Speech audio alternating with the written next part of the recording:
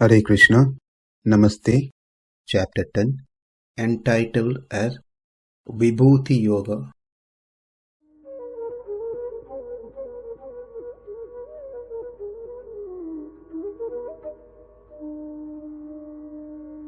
Sloka 3, Part 1. Yo mam ajam anādiṁ cha vetti loka-maheśvaram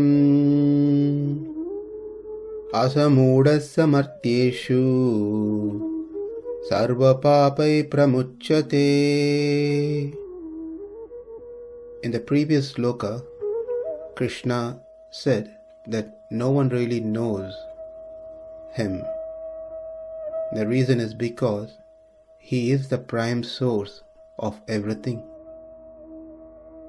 Being the prime source, cause, the effects hardly knows him, his glories, his opulences, his majesty.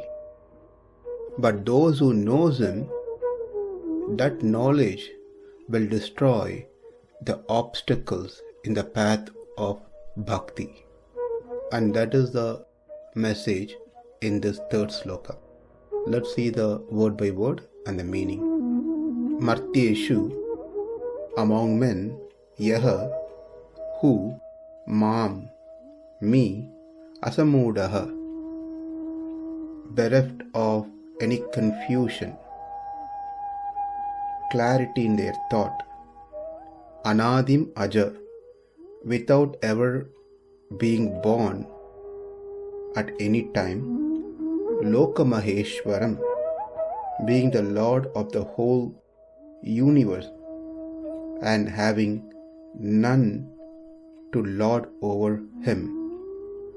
Vetti, knows, saha, he, sarva-pāpaiḥ, from all sins, pramucyate, is freed. He who knows me as the unborn, as the beginningless, as the supreme Lord of all the worlds, he only, undeluded among men, is freed from all sins. What has been said here in connection with the previous sloka is, if one understands that Krishna, whom even the gods and great sages are not able to comprehend in the manner described in this verse, the third verse, that person will be freed of all sins. Those sins which prevents one to proceed in the path of bhakti. From the purport, we can derive a lot of beautiful points.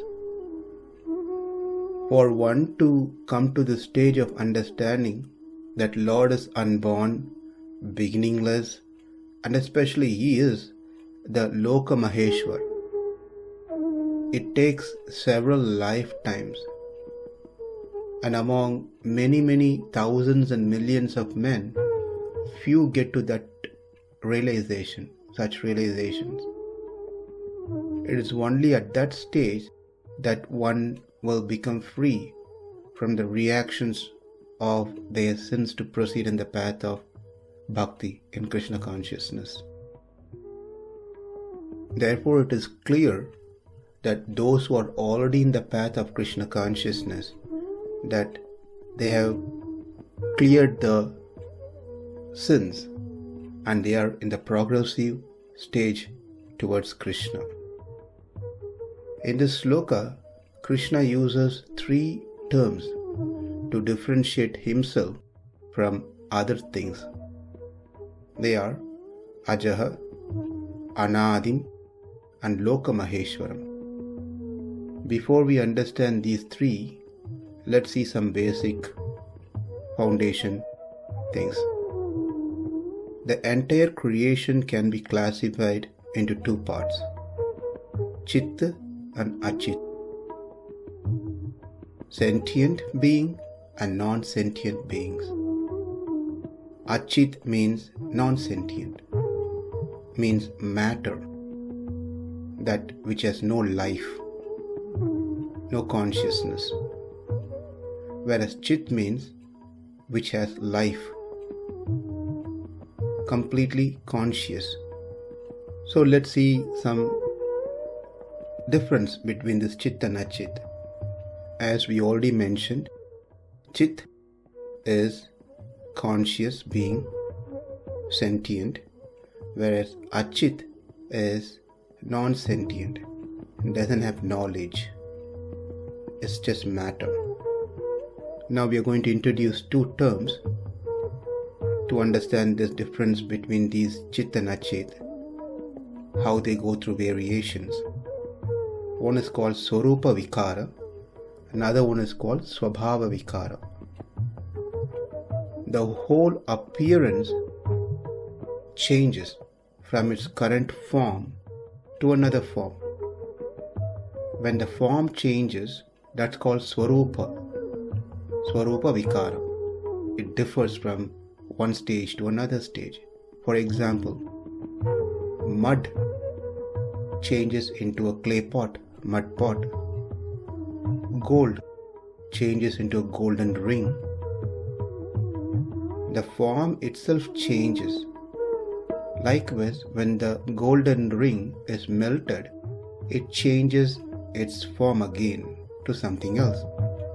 When the clay pot is broken into pieces, its form changes to something else.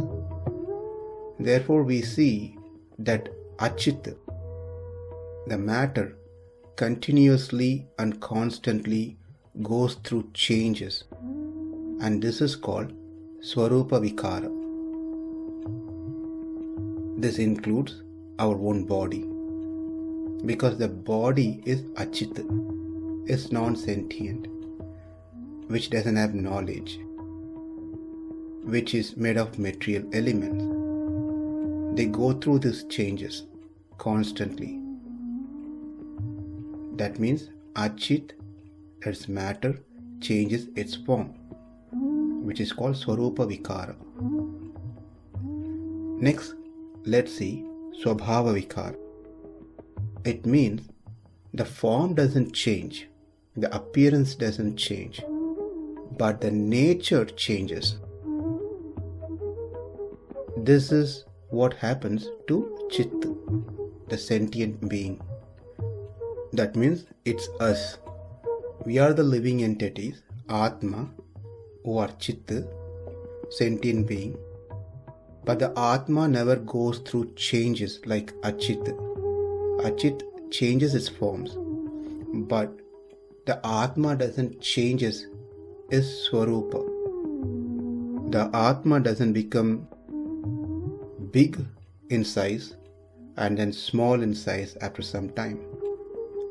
Atma doesn't go through changes in color because it doesn't have any color. Atma doesn't go through gender change. Doesn't happen.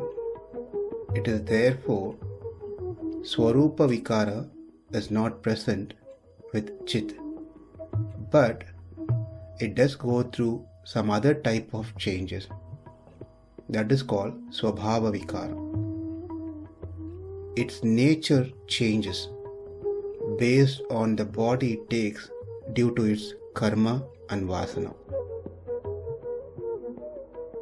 It feels, I am Brahmana, I am Kshatriya, I am Indian, I am American, I am male, I am female, I am short, I am tall, and etc. It also goes through the pains and pleasure because it identifies itself with the body, and the body is received because of the previous karma vasana. Because of this identification, the Atma goes through this vikaram called Svabhava-vikara. The nature changes based on the body it attains.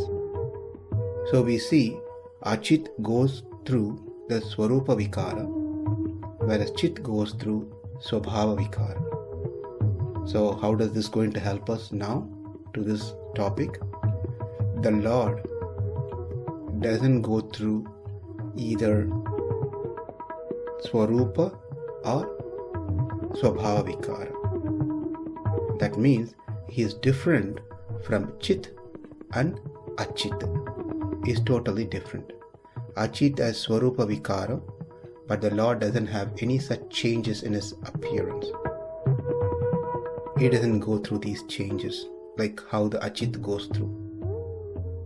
The Chit has svabhava-vikara because of its karmas, but the Lord doesn't have such changes in his nature. So the question comes, how does he doesn't have these changes like Achit and Chit?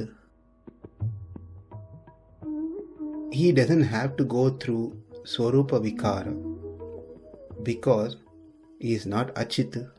Simple answer. He is not matter, he is conscious being. It's the same principle even for the living entities.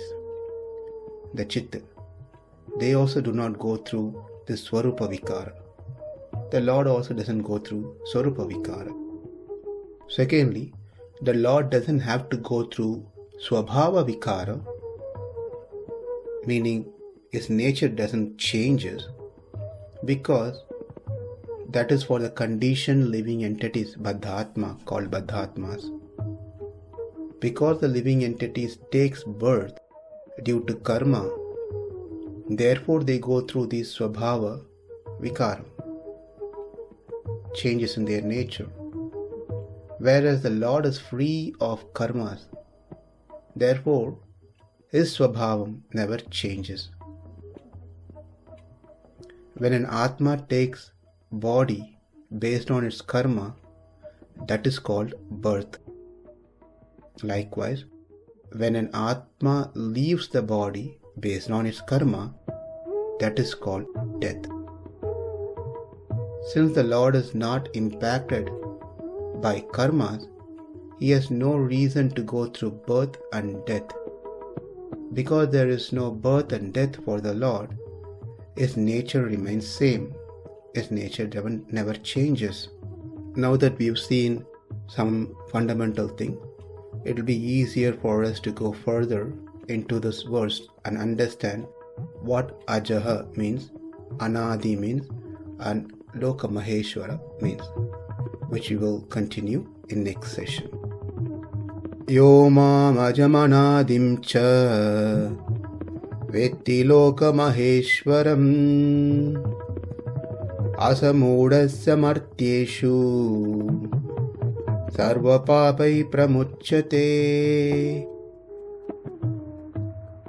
Namaste. Hare Krishna.